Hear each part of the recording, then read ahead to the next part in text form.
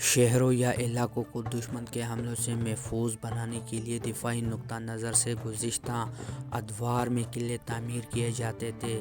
اس طرح پاکستان کے صوبہ پنجاب کے شہر ملتان کی قدامت کی ایک بڑی نشانی قلعہ کہنا ہے۔ ملتان برصغیر کا صدر دروازہ تھا جہاں سے گزرے بغیر کوئی حملہ آور آگے نہیں بڑھ سکتا تھا۔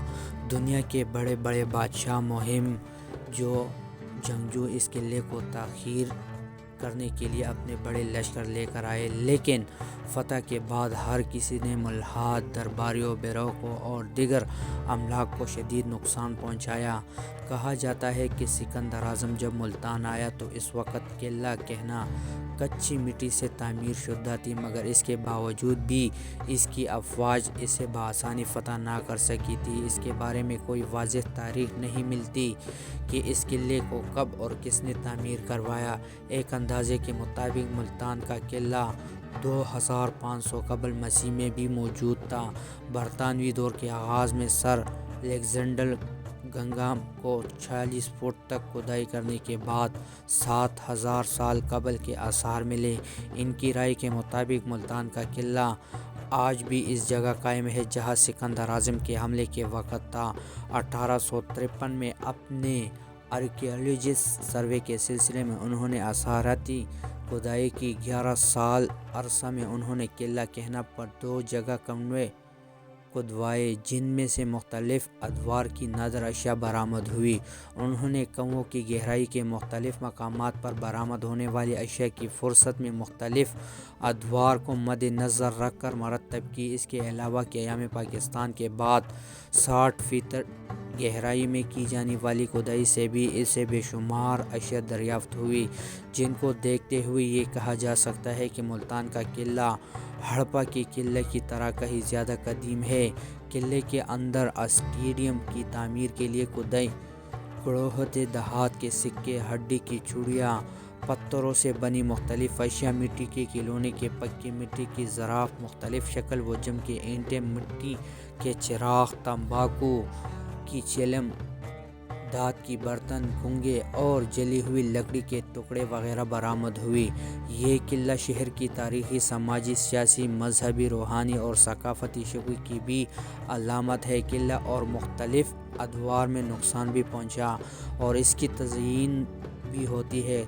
1640 میں مغل دور حکومت میں شہزادہ مراد بخش نے ملتان کے قلعے کو از سر نو تعمیر کروایا تھا۔ قلعے کی سطح زمین سے 150 فٹ کی بلندی پر قائم ہے اور اس کا کل رقبہ 1 میل سے زیادہ ہے۔ اونچی ٹیلے پر واقع ملتان کے اس قلعے سے کبھی ارد گرد میلوں دور کا علاقہ نظر آتا تھا۔ قلعے کے 4 دروازے، قاسم دروازہ، حضری دروازہ، سکہ دروازہ اور خریرہ دروازہ تھے، تاہم اب صرف بیرونی دروازہ ہی باقی ہے۔ ہر دروازے کے ساتھ ایک برج، جبکہ ان کے علاوہ مزید 38 برج بنائے گئے تھے جن پر ہر وقت چاق و چوبند فوجی کھڑے پہرا دیتے تھے تاکہ دشمن پر نظر رکھی جا سکے۔ کسی زمانے میں قلعے کے 2 حصار تھے اور اس کے گرد دریائے راوی بہتا تھا۔ بیرونی حصار 150 فٹ چوڑا مٹی کا ایک پستہ تھا، جبکہ اندرونی حصار پختہ اینٹوں سے بنایا گیا تھا اور یہ بیرونی حصار سے تقریباً 35 سے 40 فٹ اونچا تھا۔ قلعے کی حفاظت کے لیے بیرونی حصار کی چاروں جانب 26 فٹ گہری اور 40 فٹ چوڑی خندق کھودی گئی تھی جو ہر وقت پانی سے بھرا رہتی تھی اور بیرونی حملہ آوروں کو روکنے میں مددگار ثابت ہوتی تھی۔